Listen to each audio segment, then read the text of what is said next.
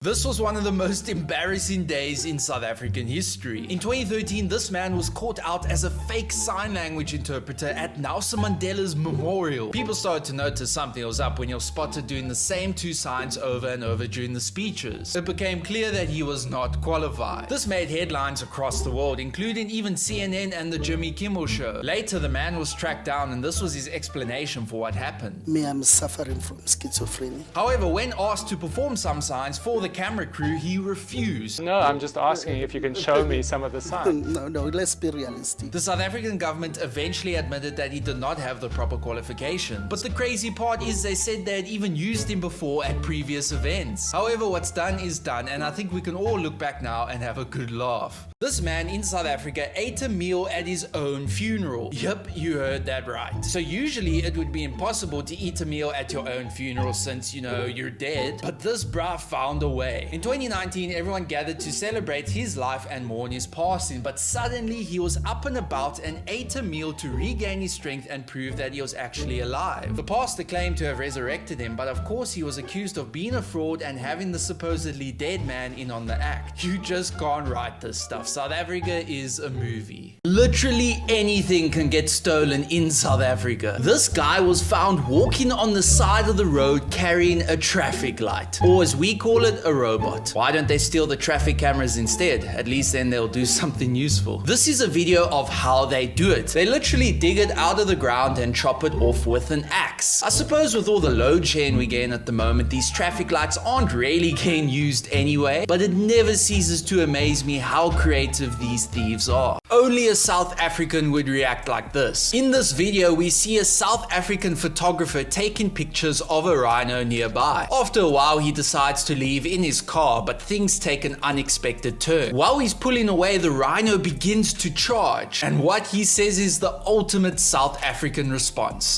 Hey! Attack! Attack! As this Reddit user so accurately described, we really believe every creature on Earth understands what footsack means. Hey! Pop up!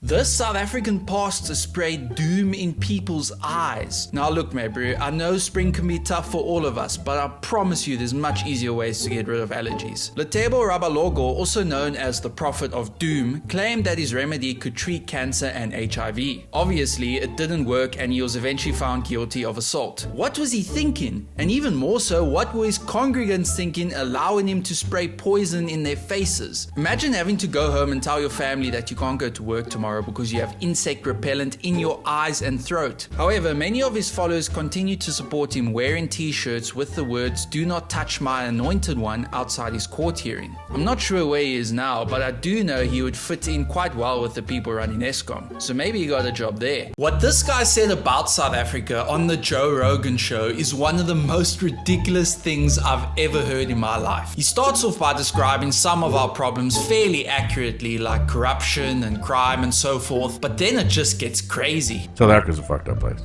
What's fucked up about South Africa? Crazy shit going on every day, and people driving in Mad Max electrified cars with machine guns and... What? Look, I know we have our problems, but we definitely don't have Mad Max cars that are electrified driving around with mounted machine guns on them. Firstly, we don't have electricity, so that wouldn't work. Secondly, please show me a South African car with a machine gun on it, because I've never seen that in my life. Look, maybe an Afrikaans oom somewhere would put one on his Hilux, but that's about it. Guys, Checkers 6060 is just on another level. I mean, now we have Checkers 6060 jet skis. I mean, what is next? Next thing we're going to see Checkers 6060 trains, airplanes, drones. This is just too good. So this video was taken at Clifton in Cape Town yesterday. It's unclear if they are actually delivering something or if this is just a very clever marketing stunt. Either way, this is brilliant, and as we always say, only in South Africa. Did you see there was a kid who had a Checkers 6060 birthday party? The father of the South African boy posted these images and videos onto TikTok, and it's absolutely priceless. The kid loved Checkers 6060 so much that he wanted it as a theme for his birthday party. All the decor was Checkers themed, and the kids wore 6060 delivery rider outfits and helmets. They even had a real delivery driver visit the party, and the young boy was over over the moon. South Africa is honestly its own planet at this point, and I absolutely love it. This is hilarious. Listen to how this American reacts to seeing Springbok Eben Etzebeth for the first time at the Dricus du Plessis fight on Sunday. Dude, that motherfucker, the Springbok dude, in the corner of du Plessis is a monster. Who is that guy? He is fucking huge. Wait until he sees Achilles Snyman, who's even taller and looks like a freaking Viking. This was the most hilarious part of the Dricus du Plessis fight this morning. Just listen to this clip. He's done. He's tired.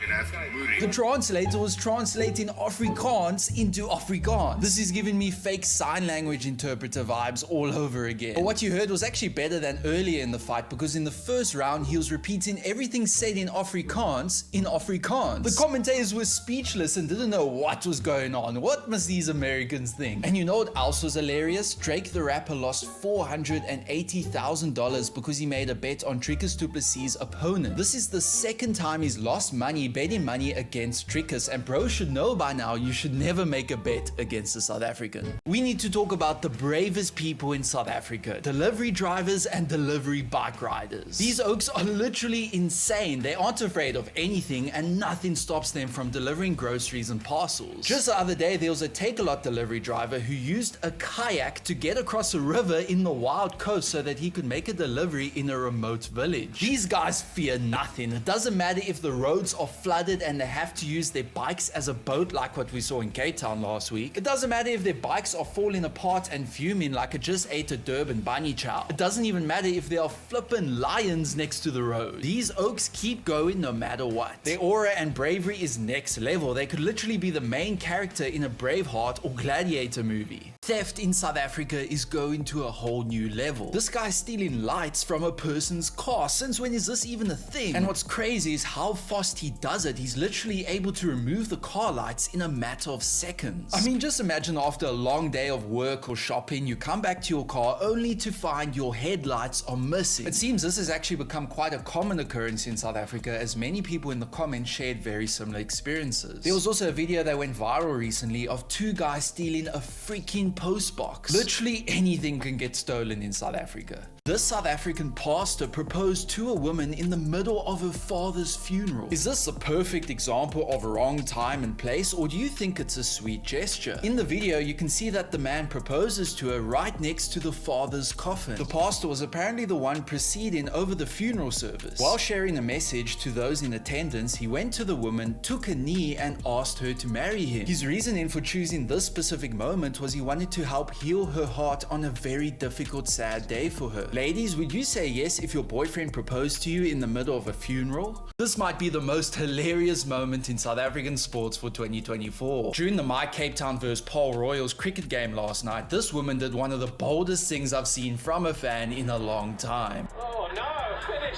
Go! No! No! No! No!